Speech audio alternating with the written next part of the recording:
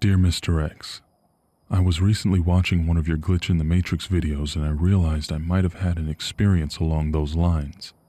It's something I've struggled to make sense of ever since it happened. It was many years ago during a summer evening. I was about 14 and my friends and I were skateboarding over to one of their houses. It was getting dark, so one of my friends was about 10 feet in front of me and the other was not far behind me. We were approaching a small intersection and I saw a car coming down the road towards us. My friend up front was far enough ahead to easily cross the street before the car got close. By the time he made it to the other side, I decided I'd try to beat the car across as well. I knew I was cutting it a little close, but I could have sworn there was enough time for me to make it if I kicked hard enough. As soon as I got to the middle of the street, I turned my head to check on the car again, and all I could see were headlights. Blinding light flooded everything. The next thing I knew, I was looking down at myself from about 20 feet up. There was no sound, and time was moving extremely slowly. I watched in horror as my distant body was hit and pulled under the car, which was obviously trying to stop. My body was crushed under the weight of the car, and my friends rushed over to my side. The driver jumped out of the car, visibly distraught, crouching down to try and help me. I floated in the air, looking at everyone there in a daze. The driver was a man, brown-skinned, probably in his 40s with a gray beard and wearing a white t-shirt. The poor guy was traumatized. He might have only been on his way to pick up some groceries, and now he's killed a kid. As they grabbed at my shoulders and appeared to be yelling into my ears, my neck was limp. My arms and the top of my head dragged against the pavement, and my face wore a totally blank expression. I sort of floated down to look at myself. I was in disbelief as to what I was seeing. As soon as I looked into my own eyes, the silence around me was broken by the blaring of a car horn.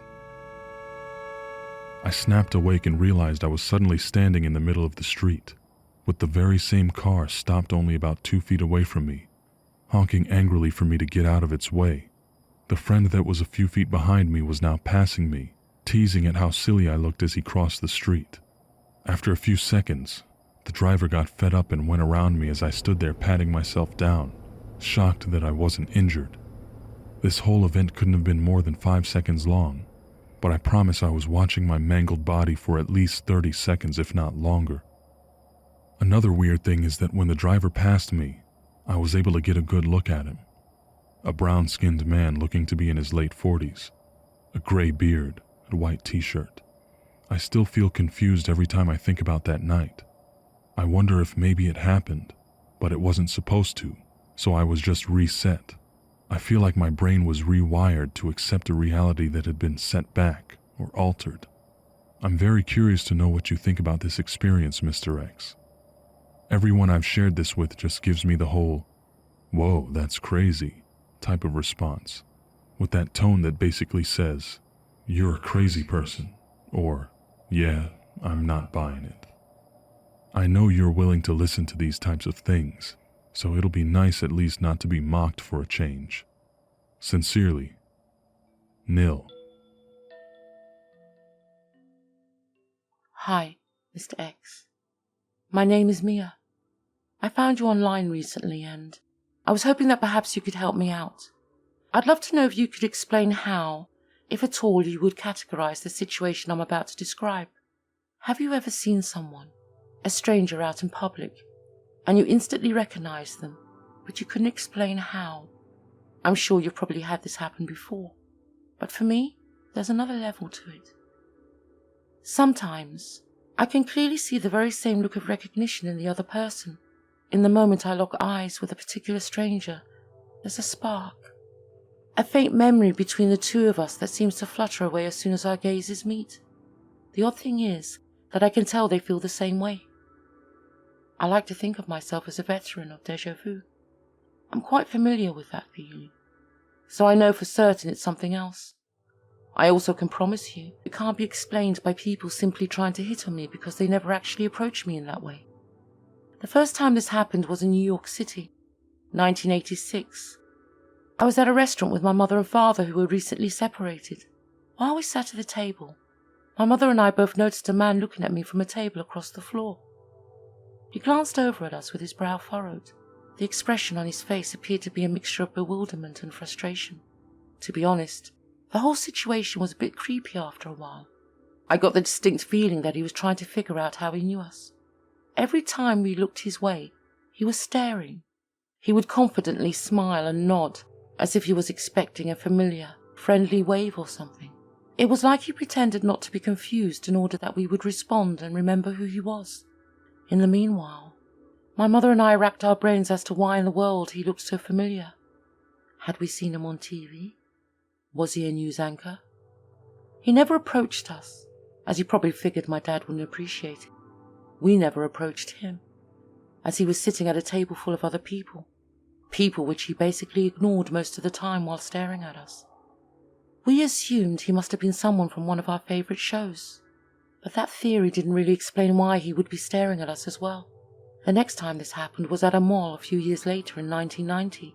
I was walking past a guy and we both stopped in our tracks. He asked me if he knew me and I instinctively told him no, thinking he was joking. We stood there in the middle of the mall for about 20 minutes asking each other questions about what schools we went to and what cities we'd lived in to figure out where we might have known each other from, but to no avail. Before too long, we gave it up and went our separate ways. The weirdest part was that the whole time, I was agonizing because I was certain that whatever the truth was, it was on the tip of my tongue. I knew I recognized him from somewhere finite in my past. I just couldn't get it out. It was an adamant, definitive feeling, as unlikely as it may sound.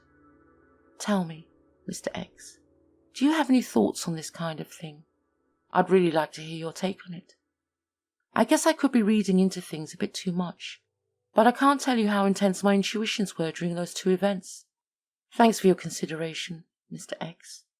Yours truly, Mia.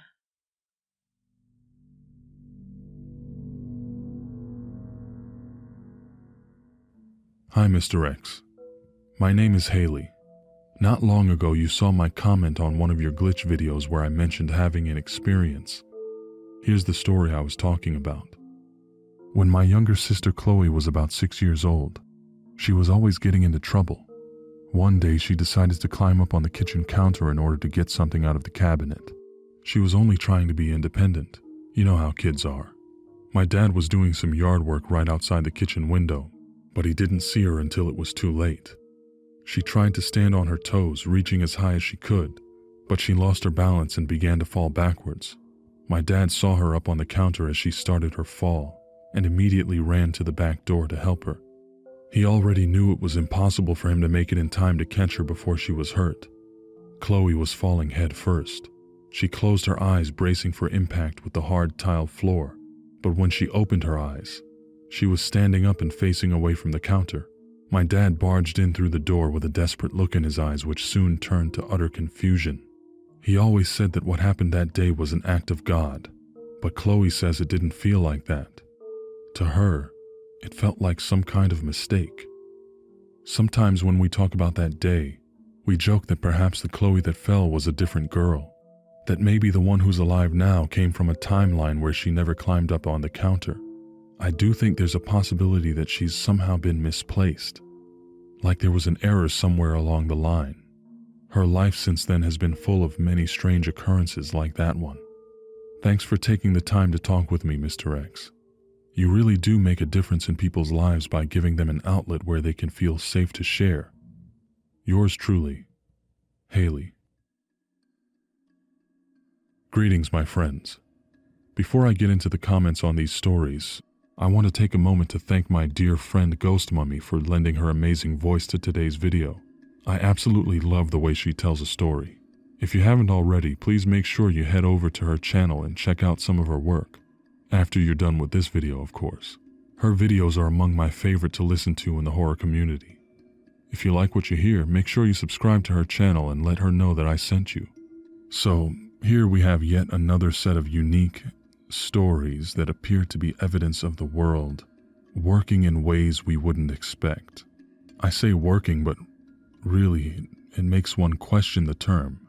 What else could we call it when the rules of this world appear to be twisted and broken in such fantastic ways? As for Mia's story, I can definitely relate. I've felt that spark of recognition with strangers before, and it comes back to a theory that I've had for some time now.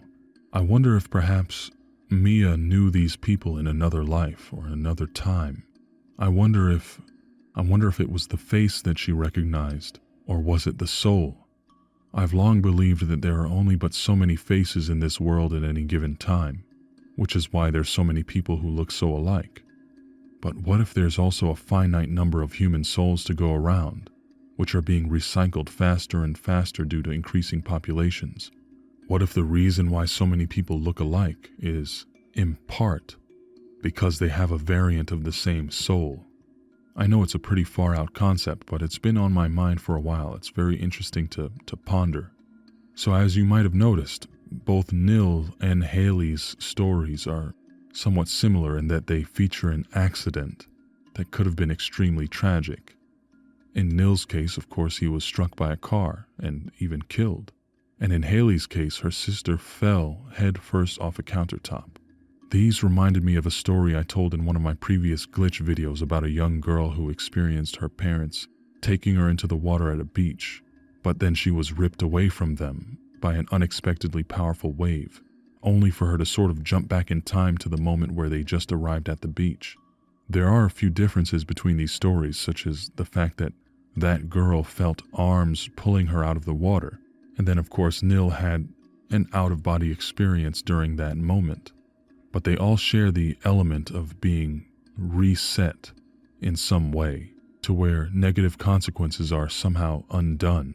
I still struggle to make sense of experiences like these, but if you saw that other video, you might remember I do have a few theories. Number one is some form of precognition. The mind can move extremely quickly. For example, sometimes when I'm presented with a choice, my mind automatically runs dozens of scenarios within seconds, giving me an inkling as to which option I should take. It's very helpful in my line of work, which sometimes requires snap decision-making when I'm dealing with other people, especially bad people.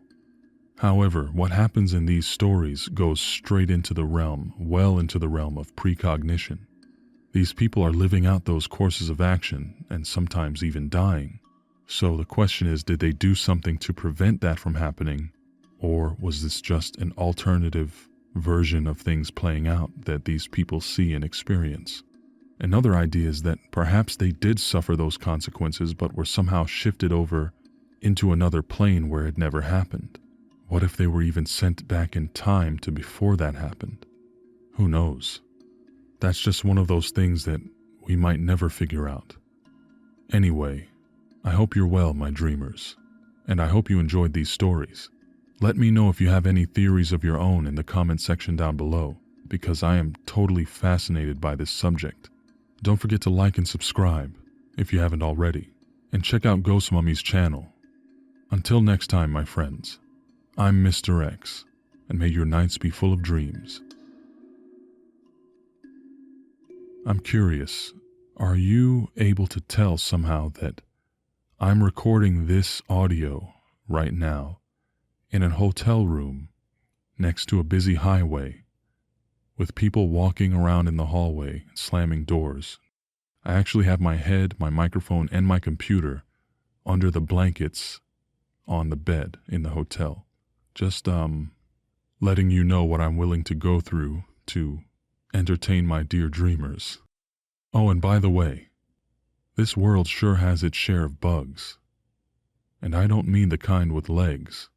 Today's code word is bug. Use it in a comment down below so I can see you. Talk to you guys later. Love you.